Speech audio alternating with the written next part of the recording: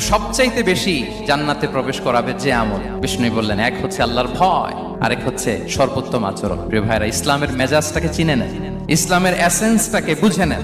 আমরা ভালো আচরণকে গুরুত্ব দিতে চাই না।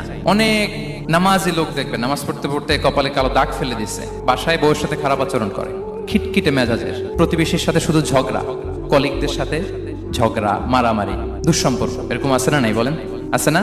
কিন্তু নামাজি, অনেক বড় হাজি, একদিনও কোরআন তেলাওয়াত মিস হয় না। তো এত আবাদত করেও সে ইসলামের আসল এসেন্সটাকে ধরতে পারেনি। বিষ্ণু বললেন, সবচেয়ে বেশি জান্নাতে প্রবেশ করাবে যে দুটি আমল, একটি হচ্ছে তাকওয়াল্লাহ, আল্লাহর ভয়, আরেকটি হচ্ছে উত্তম আচরণ, সর্বোত্তম আচরণ। তো আমরা যেন উত্তম আচরণের অধিকারী হই, আমার স্ত্রীর সাথে যেন ভালো আচরণ করি, প্রতিবেশীর সাথে যেন ভালো আচরণ করি, ছেলে মেয়েদের সাথে যেন আমাদের অ্যাটিটিউডটা ভালো থাকে, আচরণটা ভালো থাকে, কলিগের সাথে যেন ভালো থাকে। বিশ্বনবীর আচরণ যেমন ছিল তেমন আচরণ যেন আমরা গড়ে তুলতে পারি। আওয়াজ করে পড়ুন আমিন। শুনানে আবু দাউদের এক